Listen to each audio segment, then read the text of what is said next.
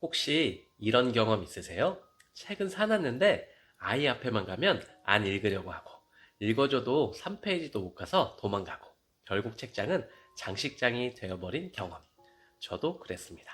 저는 지금 47개월, 17개월 두 아들을 키우는 아빠인데요. 첫째가 18개월쯤 됐을 때 책을 읽어주면 도망가고 던지고 찢고 솔직히 속으로 이런 생각 들더라고요. 독서는 타고나는 거 아니야?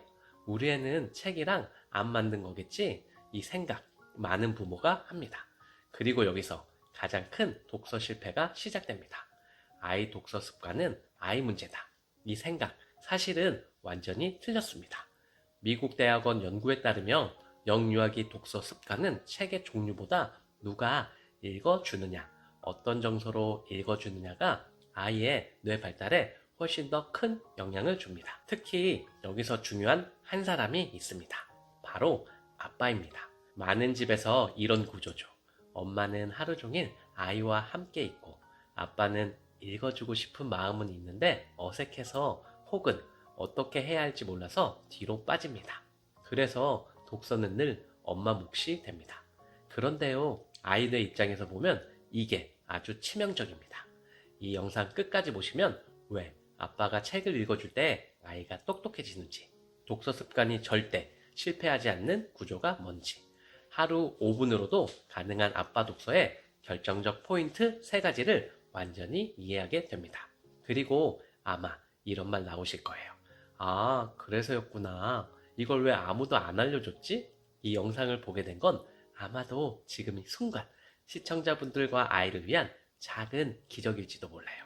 구독과 좋아요는 큰 힘이 되고 이 소중한 이야기는 아빠에게도 꼭 전달해 주세요. 본문 1. 아빠의 책 읽기는 정보가 아니라 정서 안정을 만든다.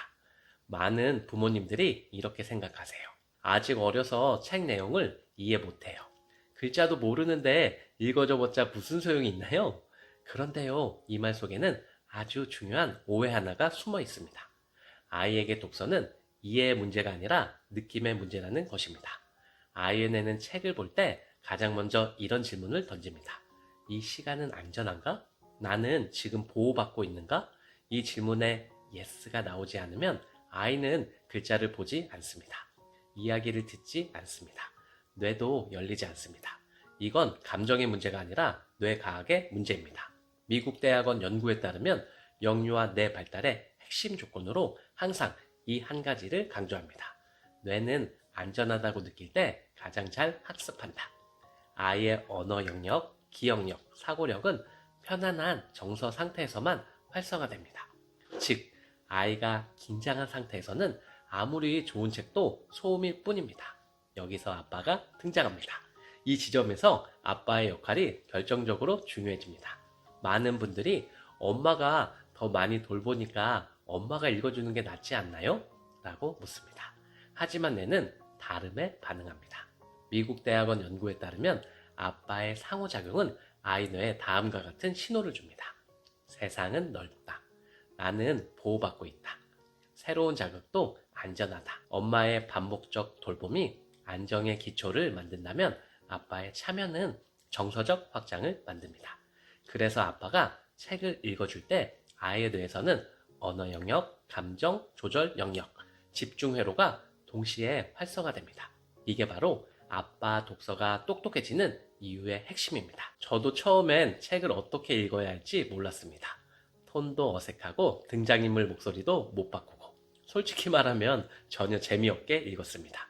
그런데 어느 날 이 생각을 내려놨습니다. 잘 읽지 말고 그냥 같이 읽자.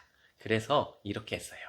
아이를 무릎에 앉히고 책을 다 읽으려고 애쓰지 않고 중간에 아이가 만지면 그냥 두고 웃고 눈 마주치고 숨 고르면서 읽었습니다.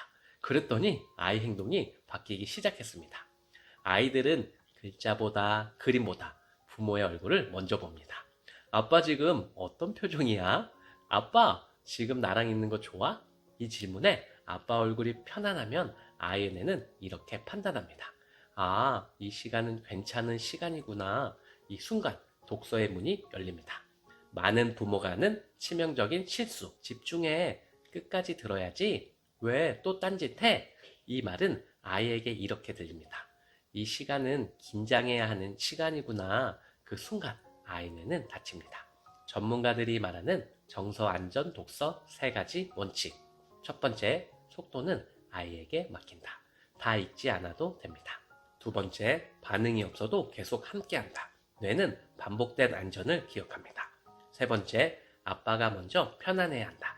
아이는 말보다 표정을 읽습니다. 아주 중요한 사실 하나.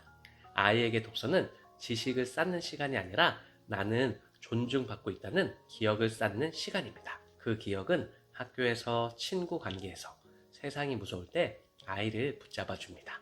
아빠의 책 읽기는 아이의 머리를 키우는 시간이 아니라 마음을 쉬게 하는 시간입니다. 그 마음의 안전이 쌓였을 때 아이의 뇌는 스스로 자라기 시작합니다. 본문 2번째. 설명하지 않아도 아이의 사고력이 자라는 대화형 독서의 힘. 솔직히 말씀드릴게요. 많은 부모님들이 아이에게 책을 읽어주면서도 마음이 불안합니다. 이렇게 그냥 읽어줘도 되나? 설명해줘야 이해하는 거 아니야?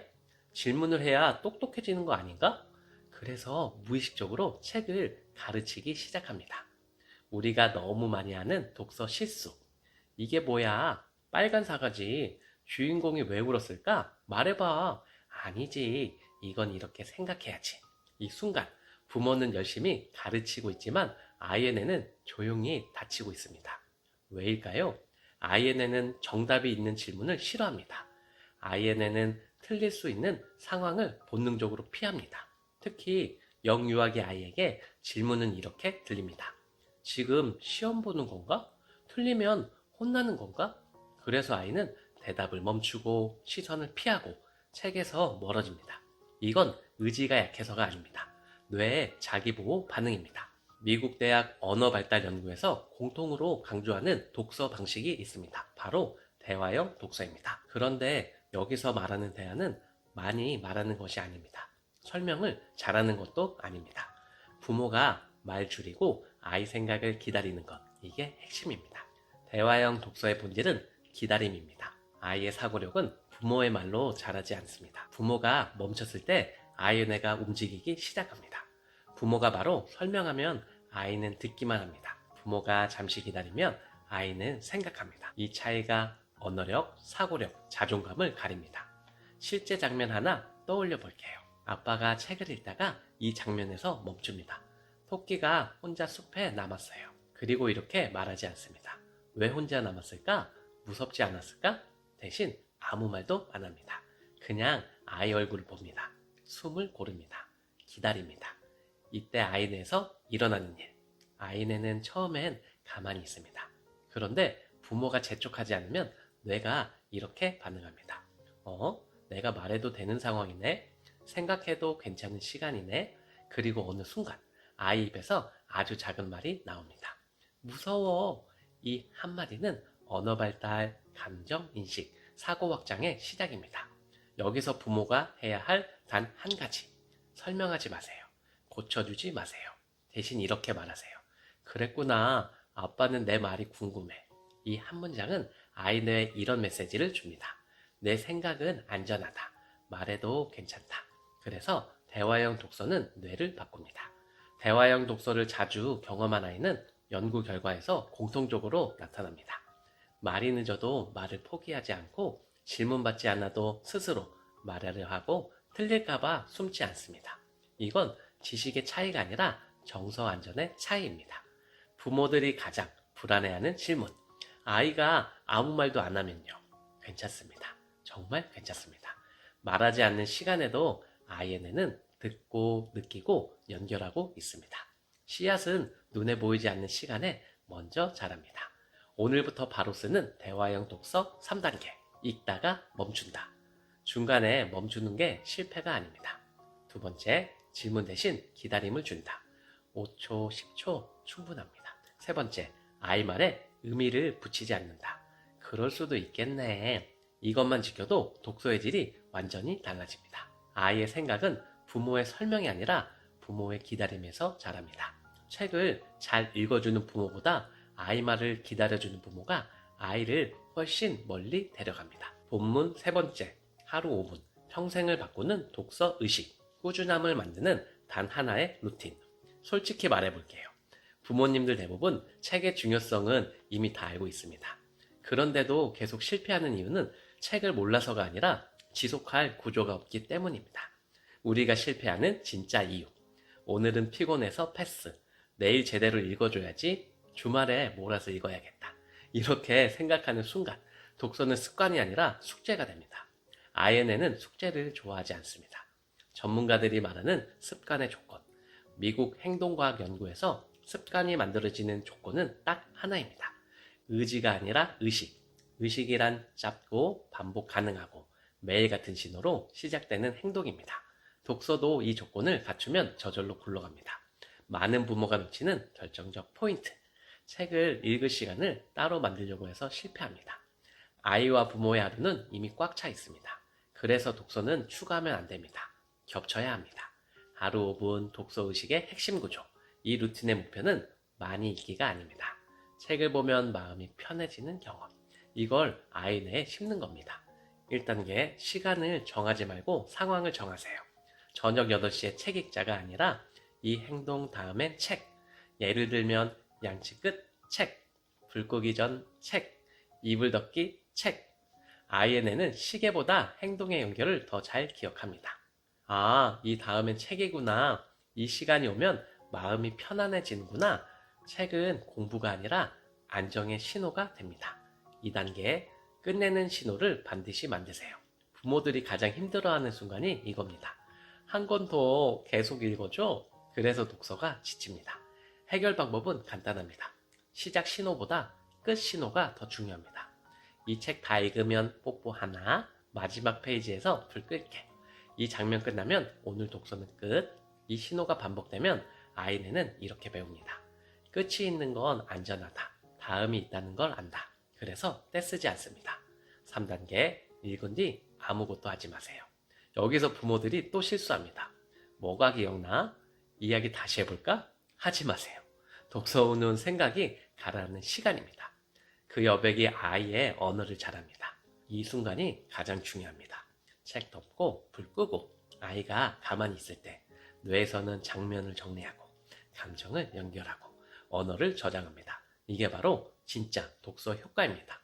제 개인적인 경험 하나만 나눌게요. 저도 처음엔 이렇게 짧게 읽어도 되나 의심했습니다. 그런데 어느 날 아이가 낮에 갑자기 말했습니다. 아빠, 어제 책에 나온 거 그때 알았습니다. 책을 읽을 때보다 끝난 뒤에 잘합니다. 아이에게 남는 건 읽어준 책의 권수가 아니라 함께한 순간의 질입니다.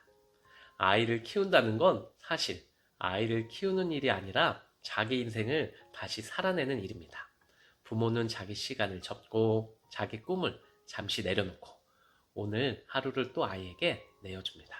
그리고 할머니, 할아버지는 이미 한번 다 해냈던 그 길을 다시 한번 몸이 예전 같지 않은데도 묵묵히 올라오십니다. 아무도 알아주지 않아도 고맙다는 말 한 번 없어도 괜찮다는 말로 오늘을 넘기면서요. 하지만 아이들은 다 알고 있습니다.